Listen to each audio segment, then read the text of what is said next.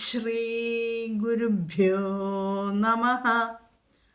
ഓം ശ്രീ പരമാത്മനേ നമഃ.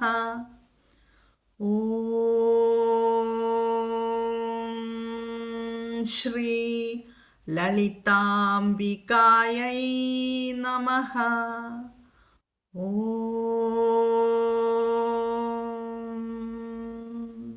നമോ നാരായണായ.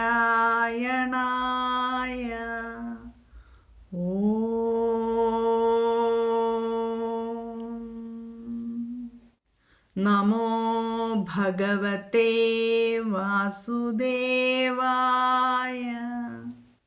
നമസ്തേ സജ്ജനങ്ങളെ, ഇന്ന് നമുക്ക് വിഷ്ണു സഹസ്രനാമത്തിലെ 19ാമത്തെ ശ്ലോകം പഠിക്കാം.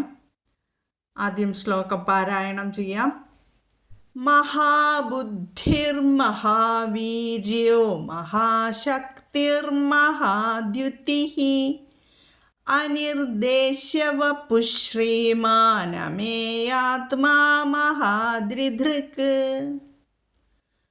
മഹാബുദ്ധിർമഹാവീര്യോ മഹാശക്തിർമഹാദ്യുതിഃ. മഹാബുദ്ധിർ, ബുദ്ധി, ധി, ധ രണ്ടക്ഷരങ്ങൾ, കൂട്ടക്ഷരങ്ങളാണത്. താവർഗത്തിലെ മൃദുവും ഘോഷവും. അപ്പോൾ ബുദ്ധി അല്ലേ, ബുദ്ധി. അപ്പോൾ ചൊല്ലേണ്ടത് മഹാബുദ്ധിർ. അവിടെ രേഖം വന്നു എർ, അതായത് മഹാബുദ്ധി വിസർഗം. അത് കഴിഞ്ഞിട്ട് മഹാവീര്യോ എന്നുള്ളത് വന്നപ്പോൾ അവിടെ രേഖം വന്നു. ഇതെല്ലാവർക്കും അറിയാം, ഇനി പറഞ്ഞു തരണ്ടെന്ന് തോന്നുന്നു. മഹാബുദ്ധിർ, മഹാബുദ്ധിർ, മഹാബുദ്ധിർ മഹാവീര്യോ മഹാശക്തിർ മഹാദ്യുതിഃ. ഇവിടെ മഹാശക്തി, തി, അങ്ങനെ മഹാശക്തി. ആദ്യത്തെ ഒരു നിമിഷം വരണം കേട്ടോ അക്ഷരം. മഹാശക്തിർമഹാദ്യുതിഃ, ദ്യു, യ, ദ്യ. അതിൽ കൂടെ ഉകാരം കൂട്ടും. അപ്പോൾ ദ്യു കേട്ടോ. അത് കഴിഞ്ഞിട്ട് തീ വരണം, മൃദുവാകരുത്. മഹാബുദ്ധിർമഹാവീര്യോ മഹാശക്തിർമഹാദ്യുതിഃ. അടുത്ത വരി അനിർദ്ദേശ്യവപുശ്രീമാനമേയാത്മാ മഹാദ്രിധൃക്. അനിർദ്ദേശ്യവപുശ്രീമാനമേയാത്മാ മഹാദ്രിധൃക്. ഇവിടെ അനിർദ്ദേശ്യ വപുഹു, അനിർദ്ദേശ്യ ശ്യ പറയണം, വപുഹു പു പറയണം. ശ്രീമാൻ അമേയാത്മാ, ശ്രീമാൻ ശ്രീ കേട്ടോ, ശ്രീമാൻ അമേയാത്മാ, ആത്മാ തമാ, ആത്മാ. ശ്രീമാൻ അമേയാത്മാ മഹാദ്രിധൃക്. മഹാദ്രി, ദ്രി, അദ്രി എന്നാണ് അവിടെ വരിക. മഹാദ്രിധൃക്, മഹാദ്രിധൃക്. അനിർദ്ദേശ്യവപുശ്രീമാനമേയാത്മാ മഹാദ്രിധൃക്. ഒന്നിച്ചു ചൊല്ലാം. മഹാബുദ്ധിർമഹാവീര്യോ മഹാശക്തിർമഹാദ്യുതിഃ അനിർദ്ദേശ്യവപുശ്രീമാനമേയാത്മാ മഹാദ്രിധൃക്. ഈ ശ്ലോകത്തിൽ 173 മുതൽ 180 വരെയുള്ള 8 നാമങ്ങളാണ് നമുക്ക് മനസ്സിലാക്കേണ്ടത്. ആദ്യം ഈ 8 നാമങ്ങൾ പറഞ്ഞു തരാം. 173ാമത്തെ നാമം മഹാബുദ്ധിഃ, മഹാവീര്യഃ, മഹാശക്തിഃ, മഹാദ്യുതിഃ, അനിർദ്ദേശ്യവപുഃ, ശ്രീമാൻ, അമേയാത്മാ, മഹാദ്രിധൃക്. ഇതാണ് 8 നാമങ്ങൾ. ഓരോ നാമങ്ങളെയും കുറിച്ച് നമുക്ക് മനസ്സിലാക്കാം. 173ാമത്തെ നാമം മഹാബുദ്ധിഃ.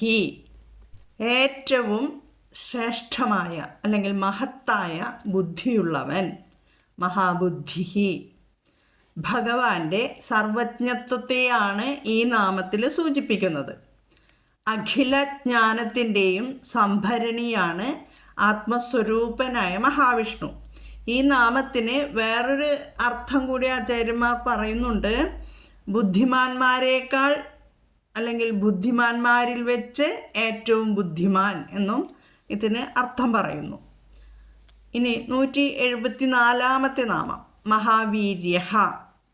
മഹത്തത്വത്തിൻ്റെ ഉത്പത്തിക്ക് കാരണമായ അവിദ്യാലക്ഷണമായ വീര്യം ഉള്ളതുകൊണ്ട് മഹാവീര്യ എന്ന നാമം. സംസാരത്തിൻ്റെ ഉത്പത്തിക്ക് കാരണരൂപമായ മഹാവീര്യത്തോടു കൂടിയവൻ. ചലനാത്മകമായ സൃഷ്ടിപ്രക്രിയ പ്രകടമാവുന്നത് യാതൊരു ഭഗവത് ചൈതന്യത്തിൽ നിന്നാണോ യാതൊരു ഭഗവത് വീര്യത്തിൽ നിന്നാണോ ആ മഹാവീര്യമാണ് മഹാവിഷ്ണു.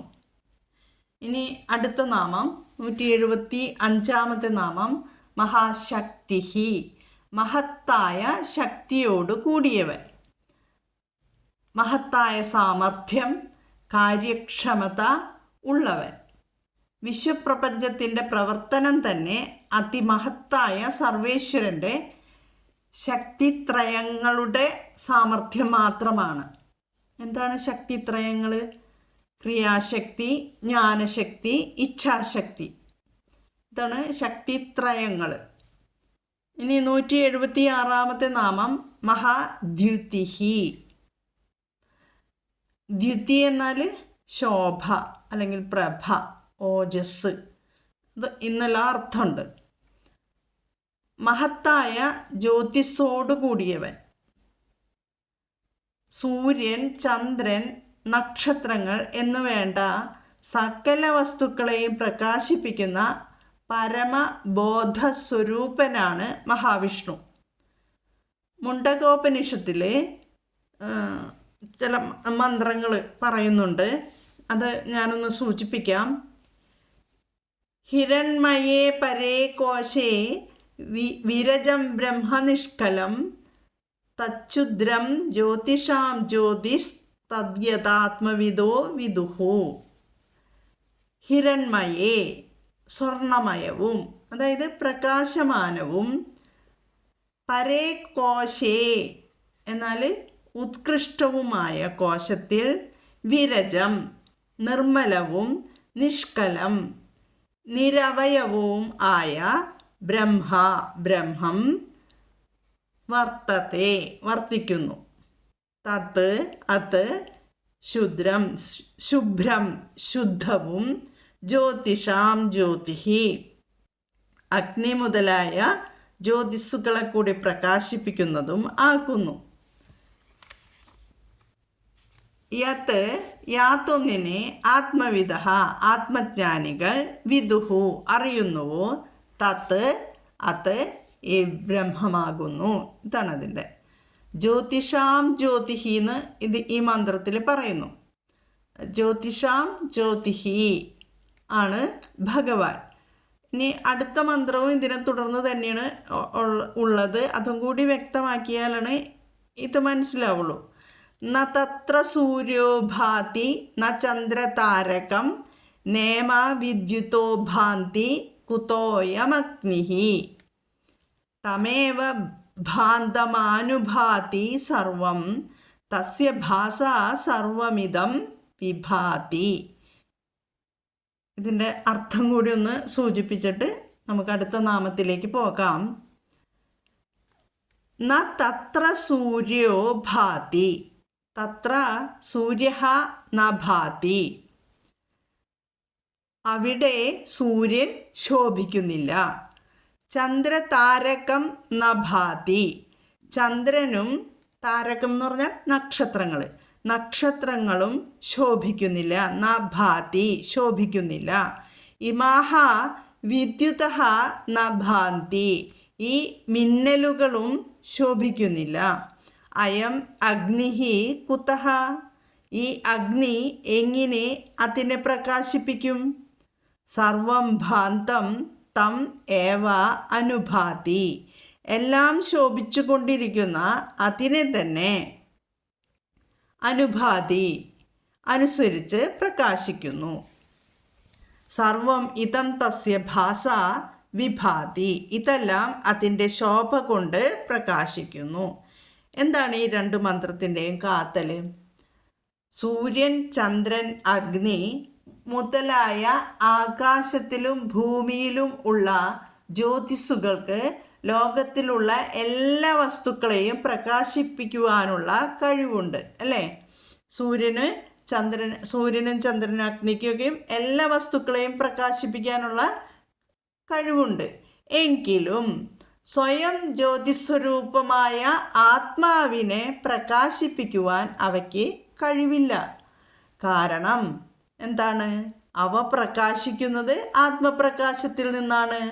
ഈ പ്രപഞ്ചത്തിലെ എല്ലാ വസ്തുക്കൾക്കും പ്രകാശവും ഉണ്മയും ശക്തിയും ലഭിക്കുന്നത് ആ ആത്മപ്രകാശത്തിൽ നിന്നാണ്.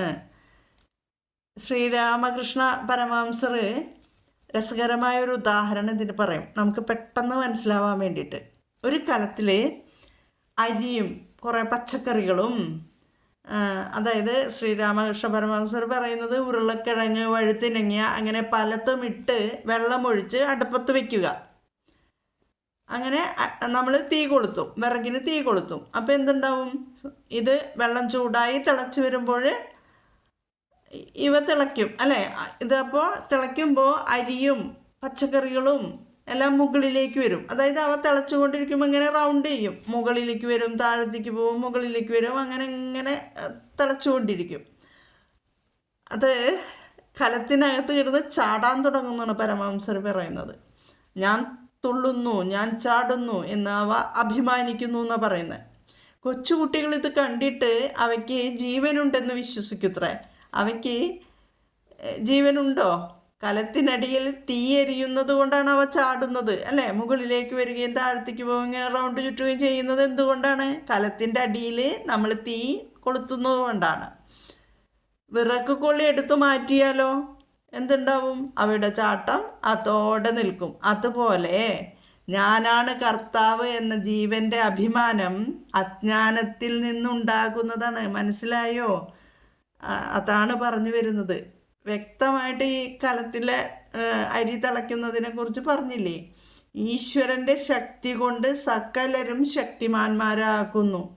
ആ കത്തുന്ന കൊള്ളി എടുത്തു മാറ്റിയാൽ എല്ലാം നിശബ്ദമാവും, അല്ലേ? ആത്മാവ് നമ്മിൽ നിന്ന് പോയാൽ എന്തുണ്ടാവും? ജഡം. ഇനി അടുത്ത നാമം ഏതാണ്? 177 നാമം അനിർദ്ദേശ്യ വപുഹു. അനിർദ്ദേശ്യ വപുഹു. വപുഹു എന്ന് പറഞ്ഞാൽ നമ്മൾ പഠിച്ചു കഴിഞ്ഞു, ശരീരം. നാരസിംഹ വപുഹു എന്ന് പഠിച്ചപ്പോൾ മനസ്സിലാക്കി, ശരീരം അല്ലെങ്കിൽ അവയവം. ആ അനിർദ്ദേശ്യ, ആ വരുമ്പോൾ അത് ഓപ്പോസിറ്റ്, നിർദ്ദേശ്യ എന്നാൽ നിർദ്ദേശിക്കാൻ കഴിയാത്ത. ആ അനിർദ്ദേശ്യ എന്ന് പറഞ്ഞാൽ നിർദ്ദേശിക്കാൻ കഴിയാത്ത, വ്യാഖ്യാനിക്കാൻ കഴിയാത്ത, നിർവചിക്കാൻ കഴിയാത്ത. വപുഹു ശരീരമുള്ളവൻ. ഭഗവാന്റെ രൂപത്തെ നിർവചിക്കുവാനോ വർണ്ണിക്കുവാനോ സ്പഷ്ടമാക്കുവാനോ സാധ്യമാണോ? അല്ല. സാധാരണ നിലയിൽ നമുക്ക് ദേഹമനോബുദ്ധിക്ക് അനുഭവവേദ്യമായ വസ്തുക്കളെ നിർവചിക്കാം. പക്ഷേ ഭഗവാൻ നമ്മുടെ അന്തഃസത്തയാണ്, പരമാത്മസ്വരൂപമാണ്. പ്രത്യക്ഷം, അനുമാനം, ഉപമാനം, പ്രമാണം ഇവ കൊണ്ടൊന്നും നമുക്ക് ഭഗവാനെ അറിയാൻ സാധിക്കില്ല, അല്ലേ? അപ്പോൾ അനിർദ്ദേശ്യവപുഹു. അടുത്ത നാമം 178 നാമം ശ്രീമാൻ. ഐശ്വര്യലക്ഷണമായ സമഗ്രയായ ശ്രീ ഉള്ളതിനാൽ ശ്രീമാൻ. സർവ ഐശ്വര്യങ്ങളുടെയും മാതാവാരാണ്? മഹാലക്ഷ്മിയാണ്, അല്ലേ? മഹാലക്ഷ്മി എപ്പോഴും ഭഗവാനെ സേവിച്ചു കൊണ്ടിരിക്കുന്നു. ഐശ്വര്യരൂപമായ സകല ശ്രീയോടും കൂടിയവനായതുകൊണ്ടാണ് ഭഗവാന് ശ്രീമാൻ എന്ന് നാമം ലഭിച്ചത്. ഇനി 179 നാമം അമേയാത്മാ. അമേയമായ ആത്മാവോട് കൂടിയവൻ. അമേയ എന്നാൽ എന്താണ്? അളക്കാൻ സാധിക്കാത്ത, കഴിയാത്ത. ഭഗവാന്റെ ആത്മസത്തയെ അളക്കുവാൻ അല്ലെങ്കിൽ തിട്ടപ്പെടുത്തുവാൻ സാധ്യമല്ല. എല്ലാ പ്രാണികളിലും അമേയമായ, അളക്കാൻ സാധിക്കാത്ത ആത്മാവോട് കൂടിയവനാണ് ഭഗവാൻ. സകല ക്ഷേത്രങ്ങളിലും ക്ഷേത്രജ്ഞനായി പ്രകാശിക്കുന്നത് ആത്മസ്വരൂപനായ ഭഗവാനാണ്. ഇനി അടുത്ത നാമം 180-ാം നാമം മഹാദ്രി ധൃക്. മഹാദ്രി ധൃക് കേട്ടോ, അത് ശ്രദ്ധിക്കണം. മഹാദ്രി, ദ്രി, അദ്രി എന്ന് വരും അതിൽ. മഹാ അദ്രി, ധൃക് ധരിച്ചവൻ. അദ്രി എന്നാൽ എന്താണ്? പർവ്വതം അല്ലേ. മഹാദ്രി ധൃക് എന്നാൽ മഹത്തായ പർവ്വതത്തെ ധരിച്ചവൻ ആയതുകൊണ്ട് ഭഗവാൻ ഈ നാമം ലഭിച്ചു. ഭഗവാൻ പർവ്വതങ്ങളെ എപ്പോഴൊക്കെയാണ് ധരിച്ചത്? പാലാഴി മഥനകാലത്ത് അല്ലേ. മഥനത്തിന് ഉപയോഗിച്ച മന്ദരപർവ്വതം വഴുത്തി വീണപ്പോൾ ഭഗവാൻ കൂർമാവതാരം സ്വീകരിച്ച് മന്ദരപർവ്വതത്തെ ഉദ്ധരിച്ചു. പിന്നെ ശ്രീകൃഷ്ണാവതാരത്തിൽ ആ കഥ അറിയില്ലേ? ഇന്ദ്രപൂജ മുടക്കിയത് ഭഗവാൻ പർവ്വതത്തിന് എന്നിട്ട് പൂജ നടത്തിച്ചു. ഇതറിഞ്ഞ ഇന്ദ്രൻ കോപിച്ചു അല്ലേ. ഗോകുലം നശിപ്പിക്കുവാൻ ഇന്ദ്രൻ ശ്രമിച്ചു, മഴ പെയ്യിപ്പിച്ചു. 7 ദിവസം മഴ പെയ്യിപ്പിച്ചു, രക്ഷയില്ല. കൃഷ്ണൻ എന്തു ചെയ്തു? വൃന്ദാവനവാസികളെല്ലാവരും ഗോവർദ്ധന പർവ്വതത്തിന് താഴെ കൊണ്ടുവന്നു. എന്നിട്ട് ആ പർവ്വതം വളരെ എളുപ്പത്തിൽ, വളരെ ഈസിയായിട്ട് ഭഗവാൻ അതങ്ങോട്ട് പൊക്കി അതിൻ്റെ താഴെ ഇവരെല്ലാവരെയും നിർത്തി അല്ലേ. എന്നിട്ട് ഇവരെല്ലാവരെയും രക്ഷിച്ചു മഴയിൽ നിന്ന്. ഈ കഥ എല്ലാവർക്കും അറിയാം, അതുകൊണ്ട് ഞാനിവിടെ വിശദീകരിക്കുന്നില്ല. അങ്ങനെ മഹാപർവ്വതങ്ങളെ ധരിച്ചവനാണ് മഹാദ്രിധൃക്. മഹാദ്രി, ദ്രി എന്ന് പറയണം, എന്നിട്ട് ധൃക് പറയണം കേട്ടോ, ധരിച്ചവൻ. അങ്ങനെ ശ്ലോകം 19-ലെ 8 നാമങ്ങളും നമ്മൾ മനസ്സിലാക്കി. ശ്രദ്ധയോടെ ശ്ലോകം പഠിക്കുകയും അന്വയാർത്ഥങ്ങൾ മനസ്സിലാക്കുകയും ചെയ്യുക.